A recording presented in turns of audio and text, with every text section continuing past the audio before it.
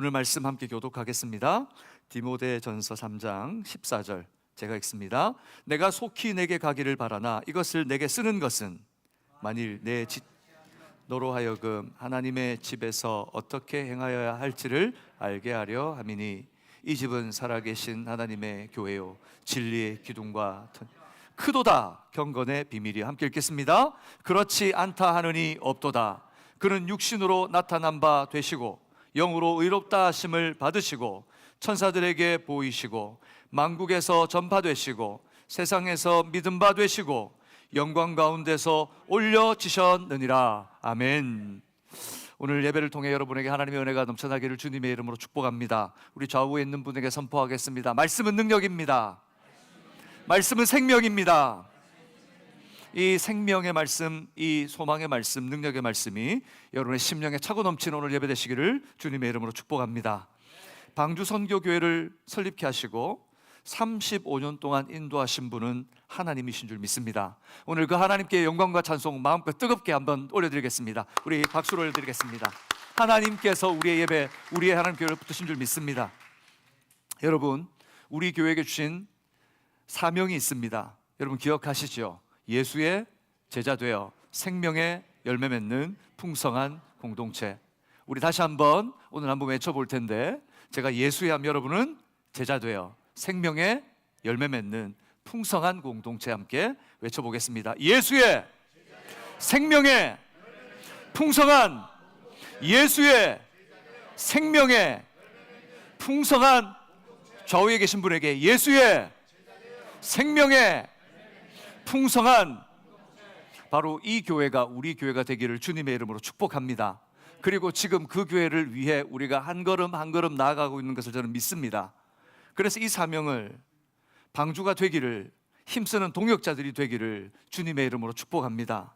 그런 의미에서 교회의 주체로서 함께 있는 우리 모두를 축복했으면 좋겠습니다. 우리 본울은 바로 사명자입니다. 나 혼자만 사명자가 아니고 바로 옆에 계신 분이 사명자입니다. 우리 옆에 있는 형제에게 당신이 사명자입니다. 내 뒤에 계신 분에게 당신이 사명자입니다. 우리가 좀 분명히 알아야 됩니다. 우리 모두가 사명자입니다. 오늘 복음사에게 자신의 삶을 불태웠던 바울 사도는 이 로마의 복음을 전하기 위해 스스로 갇힌 자가 되었습니다. 누가 몰아서 그가 또는 함정에 빠져서 갇힌 것이 아닙니다.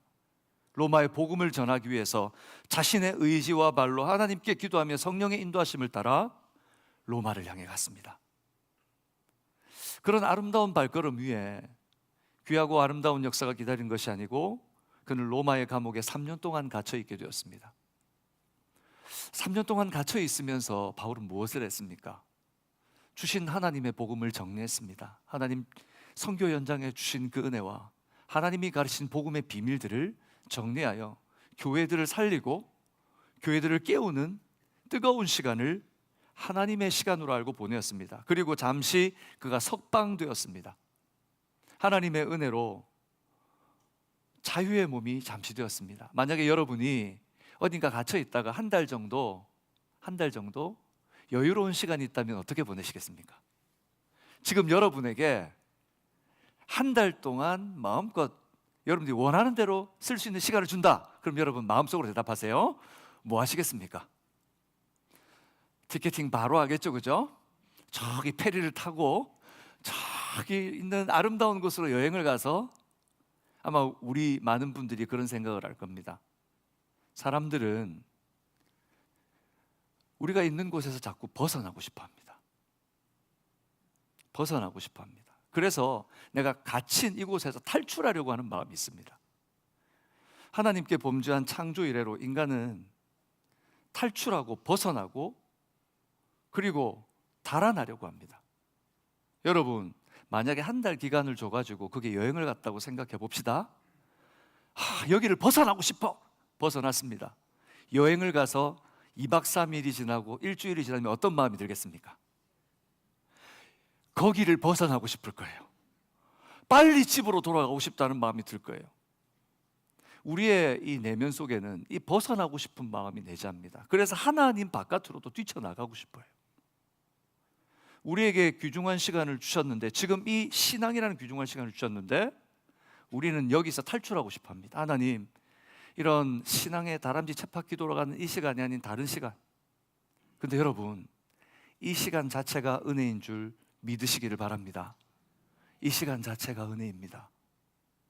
오늘 사도 바울은 자신에게 주어진 이때조차도 교회를 돌보고 믿음의 후배와 동역자들을 돌보는데 그의 시간을 다 사용합니다. 자신을 위해 사용하지 않고 하나님의 나라를 위해 그의 시간을 사용합니다. 특별히 에베소 교회를 섬기고 있는 젊은 목회자 디모데는 영적인 이 바울의 아들과 같았습니다. 이 자유로운 시간에 교회를 돌보고 동역자들을 살피면서 바울이 정말 에베소 교회에 가고 싶었습니다. 그런데 일이 여의치 않아 교회를 방문할 수 없었습니다. 그래서 바울은 직접 편지를 써서 바른 길을 제시해 줍니다. 정말 가고 싶고 정말 전하고 싶은 마음이 있는데 그 마음을 전할 수가 없는 것입니다. 그 마음이 얼마나 절절히 그 서신 속에 녹아 있겠습니까? 한마디 한 글자도 놓치지 않고 내가 무엇을 전해줄까? 그 서신이 바로 디모데 전서와 후서입니다. 그래서 오늘 14절에 보면 바울이 어떤 마음으로 그것을 표현했는지 기록해 놓고 있습니다. 14절 말씀 우리 같이 읽을까요? 시작. 내가 속히 내게 가기를 바라나 이것을 내게 쓰는 것은, 속히 가기를 원하나, 내가 지금이라도 당장 가고 싶다, 그런 마음은 있지만 가지 못하는 그의 마음을 이 편지에 표현하고 있습니다. 신앙의 엑기스를 나누고 주고 싶은 그 간절한 마음입니다. 가장 중요한 것, 가장 핵심인 것을 나눠주고 싶습니다.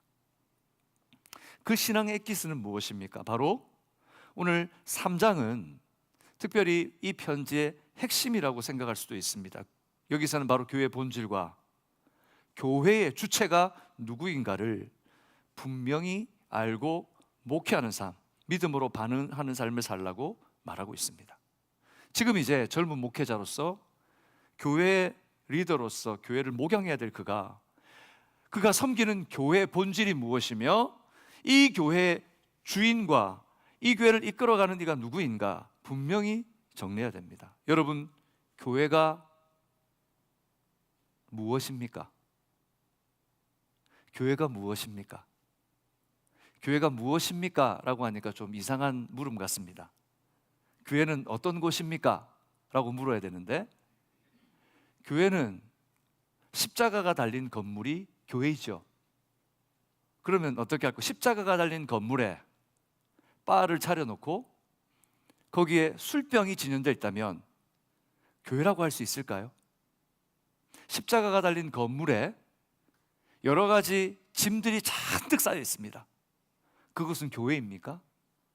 그래서 우리가 혼돈스럽습니다. 교회라고 하는 것을 건물로 생각하고 십자가가 달린 건물로 생각한다면 우리가 일상생활할 때는 교회와 분리되어 있습니다. 교회라고 하는 개념이 어디 가면 된다?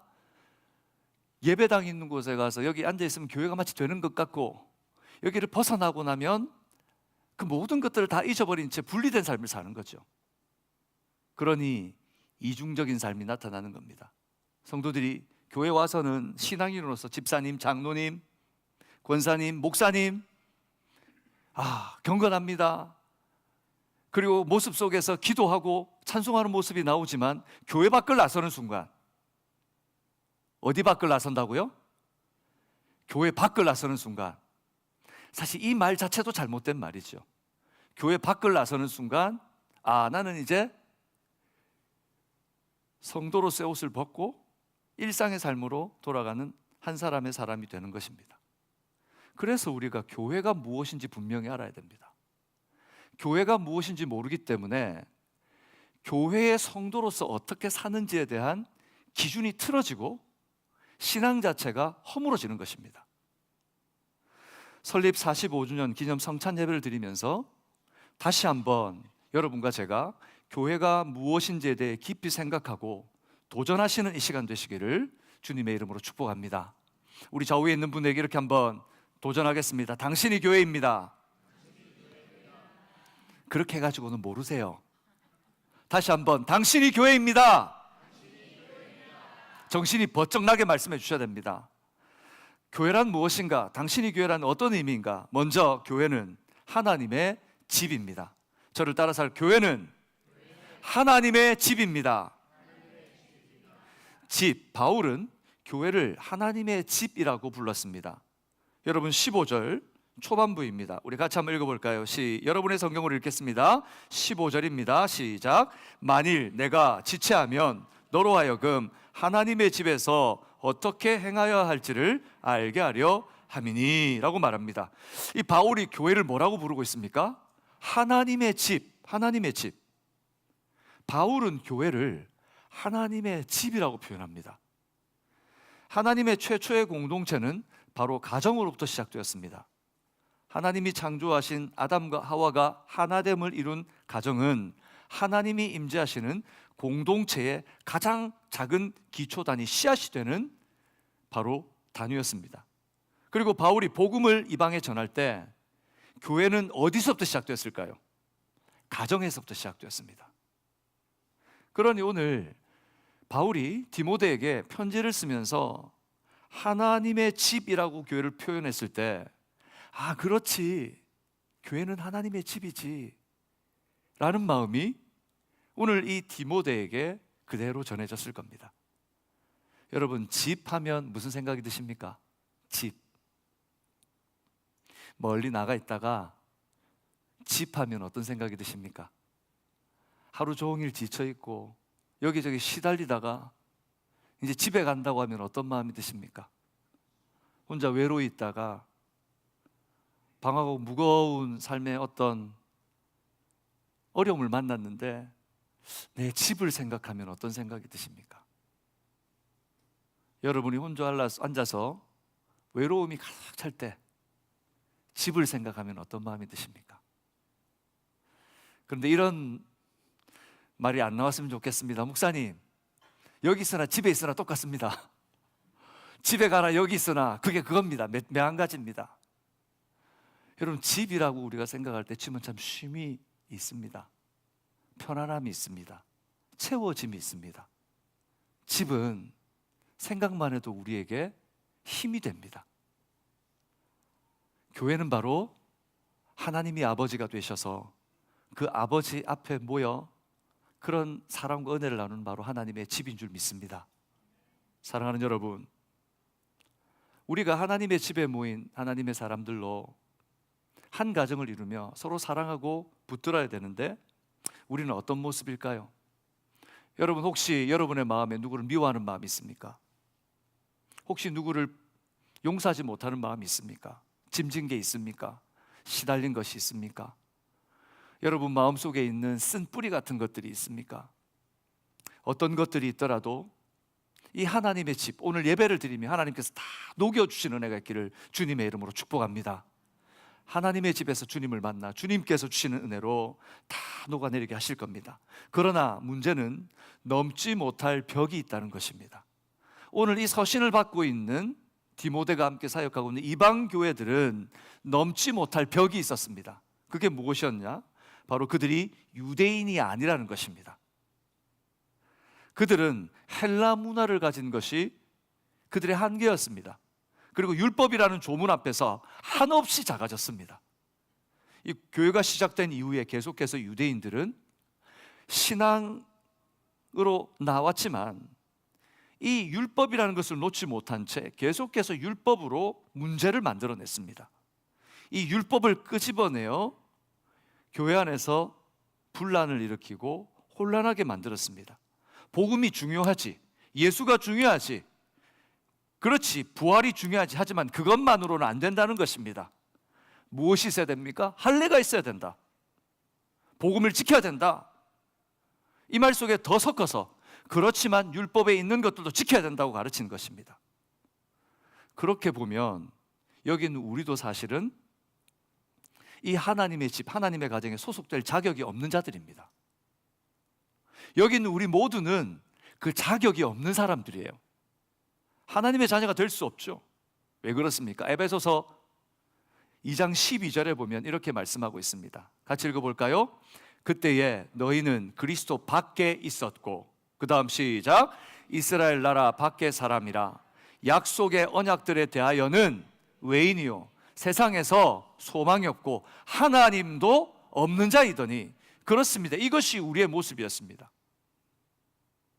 만약에 그 당시에 율법을 가지고 말하는 그들이 있었다면, 그들의 기준대로 생각한다면 여기 있는 우리 누구도 하나님의 자녀가 될 수 없고 하나님의 집에 참여할 수 없습니다.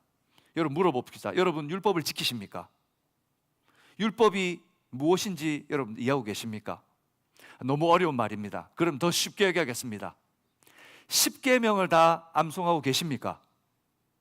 1계명이 뭡니까? 3계명이 뭐죠? 5계명이 뭡니까? 7계명은요? 9계명은요? 땡입니다. 땡. 다 땡입니다. 주님 주신 10계명도 우리가 복음이면 되지, 예수 믿으면 구원받지 라는 것으로, 사실 우리가 우리를 들여다보면 하나님이 주신 10계명조차도 우리에게 있지 않는데, 만약 이 말 그대로라고 하면 우리는 소망이 없는 사람들입니다. 하지만 바울의 선언은 여기에서 그치지 않았다는 것입니다. 13절, 그러나 같이 읽을까요? 시작. 이제는 전에 멀리 있던 너희가 그리스도 예수 안에서 그리스도의 피로 가까워졌느니라. 할렐루야. 과거에 예수님의 십자가와 부활이 있기 전에 우리는 아무것도 아닌 소망이 없는 사람들이었습니다. 그러나 예수 그리스도를 믿음으로 하나님의 집의 자녀가 되는, 가족이 되는 자격이 주어진 줄로 믿습니다. 할렐루야. 우리 좌우에 있는 분들에게 당신은 기적의 사람입니다. 왜 기적의 사람이냐? 로마서 8장 15절 이렇게 말합니다.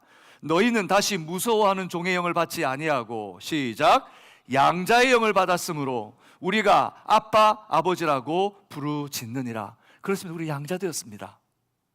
제가 사역하던 한 교회 목사님이 교회 부임하시고 나서 아이를 입양을 했습니다. 미국에 사역하시다가 한국으로 들어오셨는데, 그 마음속에 미국에 사역하는 동안 주셨던 충격적인 상황이 있었습니다. 그래서 한국에 돌아가면 내가 꼭 아이들을 내가 입양하리라. 이미 아이가 둘이 있었습니다. 근데 입양을 하셨어요. 근데 그 아이가 입양하기 전까지는 몰랐던 문제가 있었습니다. 근데 아이를 입양하고 나니까 교회 성도님들 중에 입양한 분들이 너무 많으신 거예요. 그 당시만 해도 공개 입양이 아니고 비밀 입양이었습니다. 그 아이조차도 내가 입양되었는지 모릅니다. 그런데 알고 보니까 그 입양 문제로 가정의 문제를 겪고 있고 방황하는 자녀들이 너무 많은 거예요. 목사님이 입양하고 나서 그걸 공개적으로 입양을 성도들이 다 할 수 있도록 시작을 하고, 그 하는 내용들을 공개하면서 아이들이 회복되는 모습을 보면서 성도님들이 하나둘씩 저도 입양했어요. 저도 입양했어요. 사실은 그런데 저희 아이가 고백하고 나오기 시작하는 거예요. 이번에 제가 한국에 가서 목사님을 뵈면서 두 아이를 보게 됐는데 너무 감사한 거예요. 이 두 아이가 이 목사님의 가정에 입양된 게 너무 감사한 거예요. 그래서 이제 청년이 되어서 한 사람의 몫을 감당하고 있는 모습을 보니까 너무 감사하더라고요. 여러분, 하지만 우리가 매스컴을 통해 봅니다. 입양을 했는데 그 부모의 잘못된 행동 때문에 아이들이 파양을 당하고 더 어려움을 당하고, 얼마나 어려운 상황에 있는 아이들이 많은지 모릅니다. 우리는 바로 그 좋으신 하나님을 만난 겁니다. 사랑하는 여러분, 우리는 하나님 앞에 양자됨으로 입양된 줄 믿습니다. 아멘. 그래서 이제 우리는 하나님의 자녀입니다. 그러므로 우리 모두는, 교회는 하나님의 집입니다. 예수 그리스도의 은혜와 하나님의 사랑 안에서 안전하고 따뜻하게 쉼을 누리고 회복을 누리는 공동체가 바로 교회라는 사실을 잊지 마시기를 주님의 이름으로 축복합니다. 그래서 우리 교회에 축복이 넘쳤으면 좋겠습니다. 은혜가 넘쳤으면 좋겠습니다. 누구든지 우리 교회에 오면 쉼을 얻고, 우리 교회에 오면 안식을 누리고, 우리 교회에 오면 은혜가 많기를 주님의 이름으로 축복합니다. 누구든지 단 한 번이라도 우리 교회에 와서 예배드리고 간 그분들의 그 고백 속에, 교회가 참 따뜻하더라, 교회가 참 행복하더라, 다시 한번 가보고 싶다, 예배드려 보고 싶다. 근데 돌아간 사람들이 교회가 차가워, 얼음장 같아, 자기들끼리밖에 모르는 것 같아, 그 교회는 다시 가지 마, 그런 소문이 나지 않는 정말 따뜻한 교회 되기를 주님의 이름으로 축복합니다.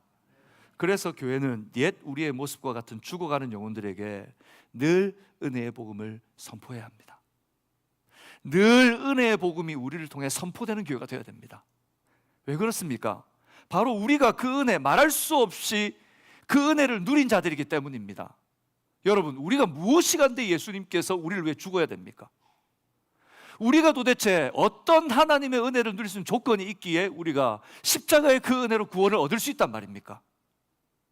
그저 하나님께서 우리를 은혜로 불러주신 줄 믿습니다. 그러니 우리가 해야 될 것은 무엇입니까? 이 하나님의 집의 가족으로 또 다른 자녀들을 우리와 같이 손을 벌려 받아줘야 합니다. 또한 바깥에 있는 자들, 멀리 있는 곳에 해외에서 선교하는 자들, 바깥에 누가 예수 믿지 않아 복음 전하는 자들도 손을 뻗을 뿐만 아니라 또한 하나님 아버지의 은혜와 우리 주 예수 그리스도께서 우리에게 가르치고 보여주신 대로 바로 내 옆에 있는 믿음의 형제들을 사랑해야 합니다. 교회에서 얼마나 많은 다툼이 일어납니까?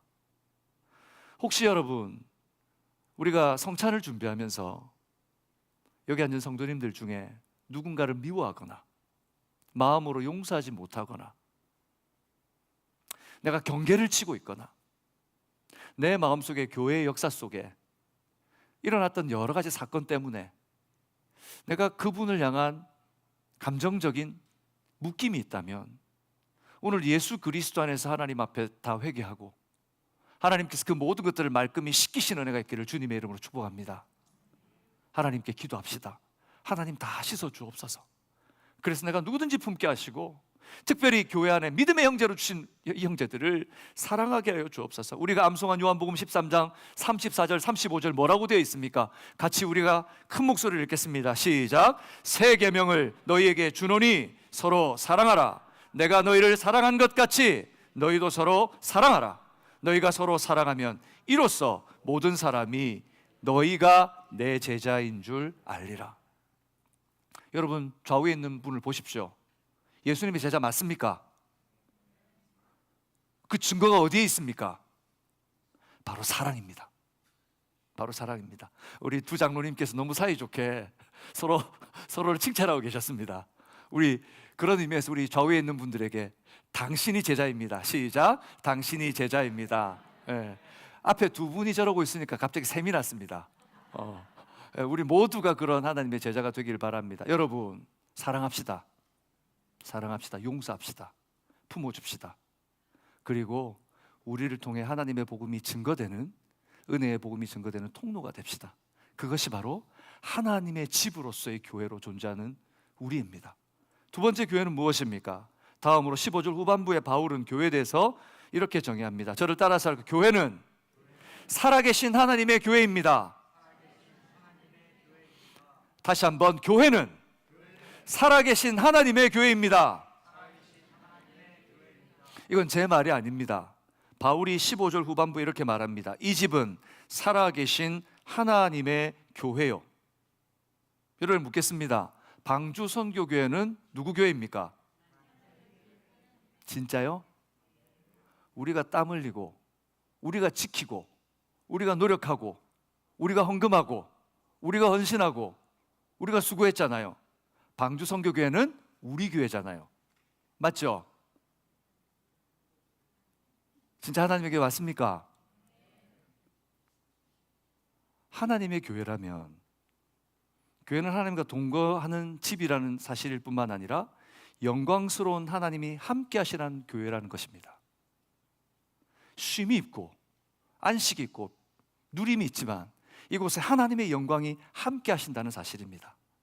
여기서 교회라고 하는 단어, 특별히 이 단어는 헬라어로 에클레시아라고 하는 단어입니다. 저를 따라서 에클레시아. 에클레시아가 무슨 뜻인가? 부름받아 모여든 무리 또는 집단을 표현할 때 에클레시아라고 하는 단어를 사용했습니다. 이 단어를 사용한 당시 헬라 사회는 이 특별한 안건을 처리할 때 이 민주정을 표방했던 이 로마가 시민들을 시의회로 초청했습니다. 각계각층의 사람들을 초청하면 그 사람들이 모여서 함께 그 일을 결정합니다. 그러나 그 선택은 그 선택을 할 수 있는 주도권은 바로 시민들에게 있었습니다. 초청에 응할 수도 있지만 또한 거부할 수도 있었습니다. 그래서 이 회집된 사람들이 그 회집된 그 소식을 듣고 그곳으로 달려와 그 일로 모였다면 그 회집된 모임 무리를 뭐라 그러냐면 바로 에클레시아라고 불렀습니다. 그 부름의 책임감을 가지고 와서 그 일에 함께 힘을 모으는 사람들, 그들이 바로 에클레시아였습니다. 그런데 이 교회를 로마의 복음이 들어가고 헬라의 복음이 들어가면서 이 교회를 설명할 때 이처럼 하나님께서도 하나님 나라의 복음을 통해 창세전에 택한 자들을 부르십니다. 하나님께서 태초 이전에 창세전에 하나님께서 계획하신 사람들을 부르십니다. 마태복음 22장 14절에 보면 이렇게 말합니다. 청함을 받은 자는 많되 택함을 입은 자는 적으니라. 이 마태복음 22장에 보면 혼인잔치의 비유가 나오는데 주인이 혼인잔치를 열었습니다. 그리고 사람들에게 중요한 사람들 카드를 보내서 그 사람들을 초청했습니다. 근데 다 같이 뭐라 그러냐면 나는 무슨 사건이 있습니다. 너는 무슨 약속이 있습니다. 너는 뭐 바쁩니다. 근데 이번에는 못 갑니다. 하나같이 아무도 못 온다는 거예요. 이 주인이 화가 났습니다. 병사들을 보내서 그들을 버려버리고 종들을 불렀습니다. 지금 당장 길거리로 나가서 지나가는 사람들을 다 초청해서 불러 모아라. 그래서 종들이 가서 불러 모으기 시작합니다. 사람들이 왔습니다. 그런데 그중 하나가 이상합니다. 예복을 입지 않고 왔습니다. 어떻게 되었습니까? 거기서 쫓겨났습니다. 사랑하는 여러분, 여기 있는 우리는 어쩌면 처음 초청장을 받은 자들이 아니라 두 번째 길거리로 종들을 보내어서 부름받은 자들일 것입니다. 그런데 혹시 우리가 예복을 입고 있습니까? 의의 예복을 입고 있습니까? 여러분, 정말 주님 앞에 택함 받아 주님 앞에 세워지는 영혼들이기를 주님 이름으로 축복합니다. 그러나 정말 안타깝게도 이 말씀처럼 청함 받은 자는 많되 택함을 입은 자는 적으니라. 하나님의 말씀을 듣고 그 가운데 복음에 반응하여 부르심에 응한 자들, 예수 그리스도의 이름으로 모인 자들을 바로 하나님께서는 바로 에클레시아라고 불렀습니다. 바로 교회라고 부르기 시작한 것입니다. 여기 있는 우리 모두는 바로 그 하나님의 복음 안에 모여든 예수 그리스도를 믿는 자들인 줄로 믿습니다. 여러분, 묻겠습니다. 예수님이 여러분의 주인이 맞습니까? 대답이 적은 거 보니까 내가 주인인데요, 다들. 예수님이 주인 맞습니까? 여러분의 삶의 중요한 결정은 주님께 결정권을 맡겨드리는 사람이 맞습니까? 여러분의 자녀의 문제도 주님께 맡겨드리고 있는 줄 믿습니다. 여러분의 생애의 문제도, 가계의 문제도, 금전적인 문제도 하나님이 주인 되시는 줄 믿습니다. 그런데 왜 걱정하십니까? 왜 염려하십니까? 왜 조급해하십니까? 예수 그리스도, 우리의 왕이시며 제사장이고 선지자이신 하나님께서 오늘 우리를 교회로 부르시고 그 가운데 함께 하시는 줄로 믿습니다. 더 중요한 교회라는 사실 이후에 더 중요한 사실을 서술하고 있는데 바로 바울은 살아계신 하나님의 교회라고 정의하는 거죠. 살아계신 하나님의 교회란 무슨 의미일까요? 교회가 하나님의 현재 역사와 계심을 고백하고 그 증거가 나타나는 곳이어야 된다는 것입니다. 교회는 여러분, 현재 역사하시는 하나님이 나타나시는 곳입니다. 믿으십니까? 교회는 하나님이 증거되는 곳입니다. 여러분, 주일날 교회 와서 예배를 드리고 나서 일상으로 돌아가면 월, 화, 수, 목, 금, 토요일까지 어떻게 사십니까? 교회 와서는 집사님, 주님을 거룩하게 예배하고 예배에 집중하고 필기도 하고 그리고 어떻게 교제도 합니다. 그렇지만 돌아가서는 어떻게 합니까? 하나님의 말씀은 펴지도 않고 기도하는 시간은 갖지도 않으며 하나님의 말씀과 삶이라는 것이 내게 분리된, 물과 기름처럼 분리된 삶을 살고 있지는 않습니까? 그렇다면 우리가 교회라고 말할 수 없습니다. 교회는 현재 하나님의 역사가 일어나는 곳입니다. 여러분의 삶에 현재라고 하는 모든 시간에 하나님이 바로 여러분과 동행하시는 줄 믿습니다. 그러니 누구를 만나든 어디에 있든 우리는 하나님 앞에, 코람데오 하나님 앞에 서 있는 자들임을 잊지 마시기 바랍니다. 뿐만 아니라 우리를 통하여 누가 증거되어야 합니까? 하나님이 증거되어야 합니다. 여러분을 통해 하나님이 나타나야 합니다. 특별히 비즈니스 하시는 분들에게 부탁드립니다. 정직하십시오. 성실하십시오. 친절하시고 품격을 가지고 그리스도인으로서 주님의 말씀이 여러분의 삶에 나타나는 삶을 사시기를 주님의 이름으로 축복합니다. 부모님들에게 부탁드립니다. 자녀들에게 사랑을 나타내시며 너그러우시며 자녀들에게 품격이 무엇인지, 인격이 무엇인지, 그리스도인으로 사는 것이 무엇인지 여러분의 삶을 통해 지도할 수 있는 예수님의 제자된 삶을 사시기를 권면합니다. 왜 우리의 자녀들이 방황합니까? 정말 그 문제 때문입니까? 정말 그것 때문입니까? 사랑하는 여러분, 계시록 1장 8절은 하나님이 어떤 분인지 이야기해 주십니다. 1장 8절 같이 읽을까요? 시작. 주 하나님이 이르시되 나는 알파와 오메가라. 이제도 있고 전에도 있었고 장차 올 자요 전능한 자라 하시더라. 아멘. 하나님은 이전에도 있었고 지금도 계시며 장차 함께 하실 하나님이신 줄 믿습니다. 하나님은 한 번도 우리를 떠난 적이 없습니다. 그것이 교회입니다. 하나님과 현재 함께하며 하나님이 우리와 함께하기 때문에 우리의 삶을 통해 하나님이 증거되는 삶. 그래서 교회는 건물이 아닙니다. 그래서 교회는 건물이 될 수 없습니다. 교회는 부름받은 하나님의 백성들의 공동체인 것입니다. 저를 따라서 합시다. 교회는 부름받은 하나님의 백성들의 공동체입니다. 교회는 부름받은 하나님의 백성들의 공동체입니다. 여기 모두가 복음으로 부름받은 줄 저는 믿습니다. 그렇다면 여러분들이 모여 교회를 이룬 줄 믿습니다. 교회를 이룬다는 말은 여러분 하나하나가 바로 교회라는 것입니다. 여러분이 방주선교교회입니다. 여러분이 예수 그리스도의 몸이십니다. 지체이십니다. 그것을 잊지 않는 것, 그것이 바로 교회로 사는 것. 저는 우리 방주선교교회가 예수의 제자 되어 생명의 열매 맺는 풍성한 은혜를 나누는 공동체 삶을 다하기를 반드시 이루어내기를 저는 믿습니다. 그래서 우리는 어떻게 살아야 합니까? 우리에게 6대 비전이 있습니다. 6대 비전이 무엇입니까? 여러분 기억하십니까? 첫 번째 뭡니까? 은혜의 복음이 선포되는 교회. 두 번째 무엇입니까? 건강한 가정을 세우는 교회. 세 번째가 무엇입니까? 다음 세대가 자라는. 그렇습니다. 은혜의 복음이 선포되는 교회로서 주일 예배와 성도들의 모임을 통해 말씀을 나눌 뿐만 아니라 이 모임을 통해 통회 자복하고 회복을 맛보고 그런 주님 앞에 나오는 현장이 많아지기를 주님의 이름으로 축복합니다. 일상의 예배가 회복되어서 한 번 모이는 주일 예배뿐만이 아니라 가족들이 함께하는 가정에서 만난 하나님을 가족들과 함께 나누고 하나님과 은혜를 마음껏 누리는 건강한 가정들이 세워지는 교회가 되기를 소망합니다. 교회 와서 열심히 신앙생활하는데 가정은 엉망이에요. 자녀들은 돌보지 않고. 그렇다면 여러분 정말 하나님이 기뻐하시고 하나님이 역사하시는 교회가 맞습니까? 또한 다음 세대가 부모들의 기도와 온전한 행실을 본받아 믿음의 모판 위에서 꿈과 비전을 갖고 자라는 교회가 되기를 힘쓰는 바로 그 공동체가 하나님의 교회인 줄로 믿습니다.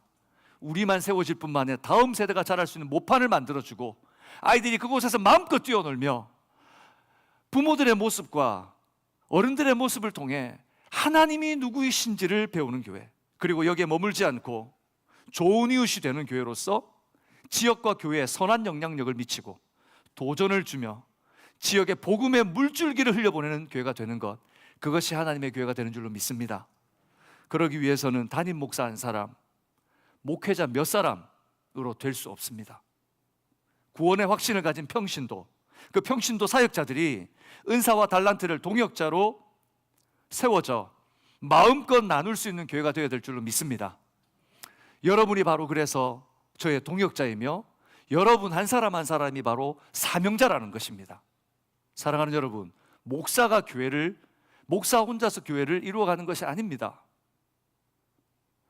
여러분이 그 삶을 이룰 수 있도록 돕는 자가 바로 목사입니다. 그러니 이 기능이 지금 바꾸어져 있다는 것입니다. 여러분이 주체가 되어야 됩니다. 여러분이 교회로서 사명을 다해야 합니다.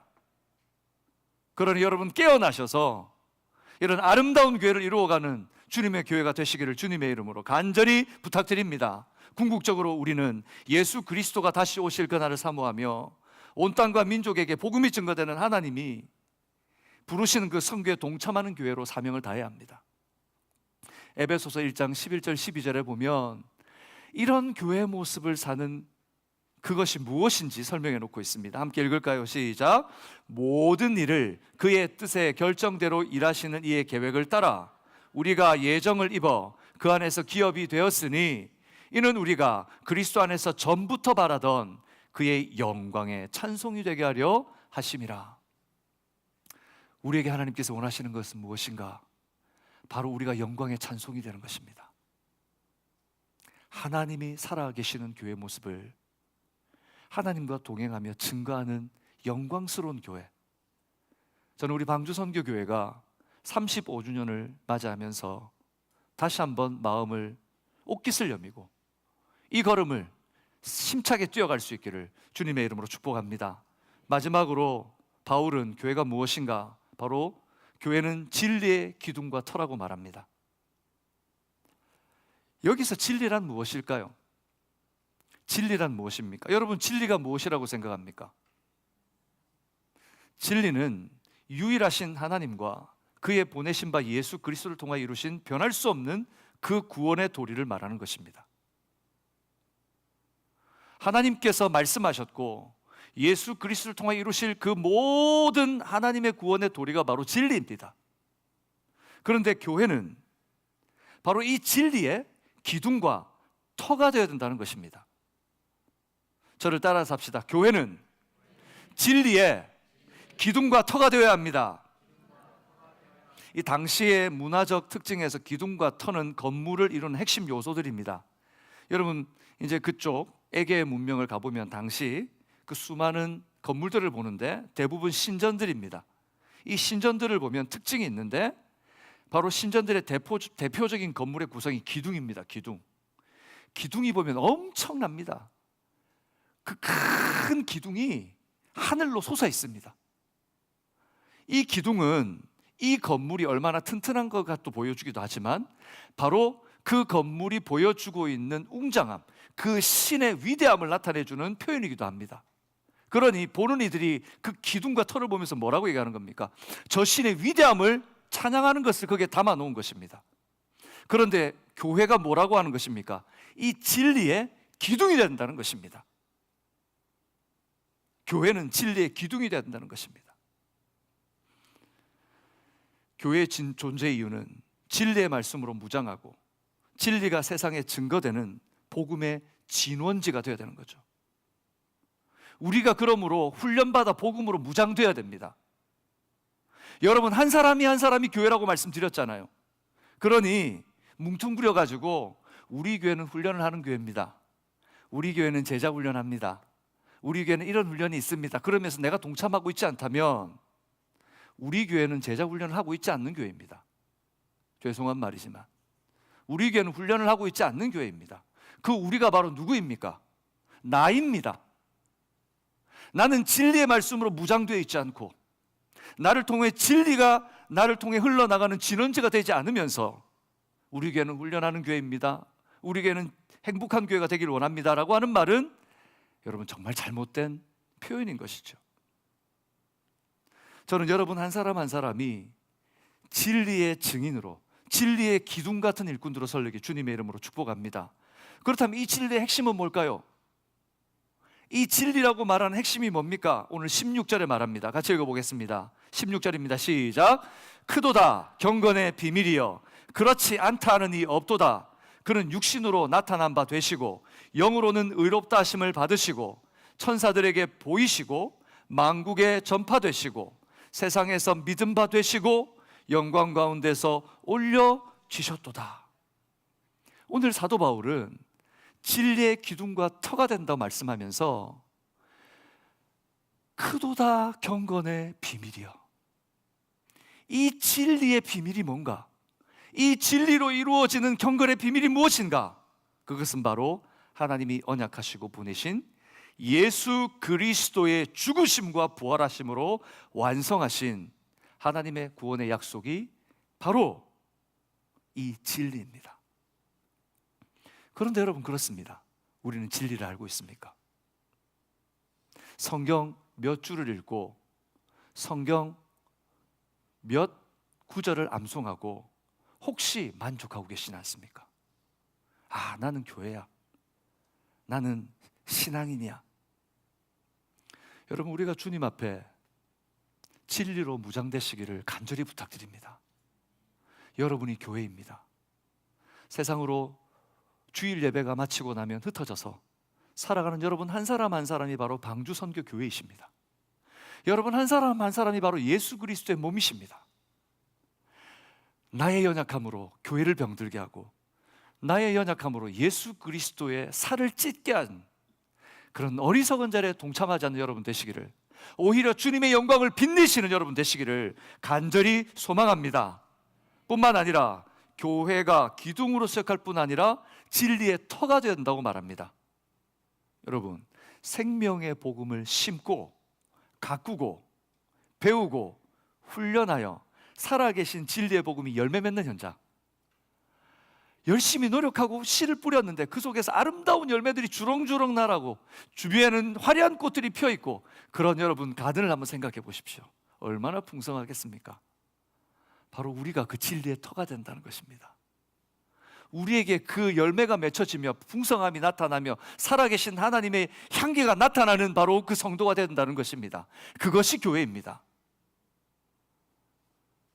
그러므로 교회는 보냄받은 제자들의 공동체가 되어야 합니다. 여러분 한 사람 한 사람이 세상에 나갈 때 그냥 나가는 것이 아니라 복음으로 무장되어서 세상으로 나가야 합니다. 주일 예배를 마치면 일상의 예배가 시작되어야 됩니다. 월요일부터 토요일까지 세상 속으로 나아가서 세상에서 예수 그리스도의 복음을 증거하는 제자로 사시기를 간절히 부탁드립니다. 할렐루야. 그러기 위해 여러분, 사랑하는 여러분, 교회가 무엇인지를 분명히 알아야 되는 거예요. 교회가 뭔지 모르니까 예배 한번 드리면 모두가 끝난 줄 아는 거예요. 여러분, 주일 예배는 끝난 것이 아니고 시작입니다. 그리고 다시 만나야 되는 목적이 되어야 되는 줄로 믿습니다. 주일 예배를 마치고 세상에 나가시고 일상 예배를 드리고 다시 주일을 사모하며 모여 함께 예배하는, 여러분 에스겔서에 보면 하나님의 성전으로부터 물이 흘러내려갑니다. 에스겔서 47장 1절에 보면 이렇게 표현합니다. 그가 나를 데리고, 에스겔이 환상을 보았는데 성전문이 이렇습니다. 성전 앞면에 동쪽을 향해서 문지방 밑으로 물이 흘러내려가요. 성전 제단 남쪽으로 계속 흘러내려가요. 어떤 일이 벌어졌냐면 47장 9절에서 12절 보니까 이렇습니다. 9절 읽어볼까요? 시작. 이 강물이 흐르는 곳마다 번성하는 모든 생물이 살고 또 고기가 심히 많으리니 이 물이 흘러 들어가는 바닷물이 되살아나겠고 이 강이 흐르는 각처에 모든 것이 살아. 10절 계속 읽습니다. 시작. 또 이 강가에 어부가 설 것이니 엔게디에서부터 에네글라임까지 그물 치는 곳이 될 것이라. 그 고기가 각종 종류를 따라 큰 바다의 고기같이 심히 많으려니와 그 진펄과 개펄은 되살아나지 못하고 소금 땅이 될 것이며, 12절 제가 읽습니다. 강 좌우의 가에는 각종 먹을 과실나무가 자라서 그 잎이 시들지 아니하며 열매가 끊어지지 아니하고 달마다 새 열매를 맺으리니 그 물이 성소를 통하여 나옴이라. 그 열매는 먹을 만하고 그 잎사귀는 약재료가 되리라. 이게 무엇을 말해주고 있는지 아십니까? 하나님의 보좌로부터 나온 그 물줄기는 바로 성령을 의미합니다. 하나님을 통하여 이루어질, 교회를 통하여 이루어질 바로 이 땅의 부흥을 보여주는 겁니다. 여러분, 교회를 통하여 하나님께서 진리의 기둥과 터를 통하여 이 땅을 회복시킬 줄 믿습니다. 여러분을 통하여 그 일을 하실 줄 믿습니다. 할렐루야. 여러분 반신반의하십니까? 믿어보십시오. 목사는 약장수가 아니니까 믿어보십시오. 할렐루야. 이번 한 주 교회로 살기로 결단하시고 이제부터 그렇게 살아내기로 결단하시고 방주 선교교회 삶을 사시는 여러분 모두가 되시기를 주님의 이름으로 축복합니다. 말씀을 맺겠습니다. 여러분, 그러므로 교회는 무엇입니까? 다시 정리해 봅시다. 교회는 무엇입니까? 교회는 하나님의 집입니다. 교회는 무엇입니까? 교회는 살아계신 하나님의 교회입니다. 마지막으로 교회는 무엇입니까? 교회는 진리의 기둥과 터가 되어야 됩니다. 그 교회는 누구입니까? 바로 내가 교회입니다. 그런 여러분 되시기를 주님의 이름으로 축복합니다.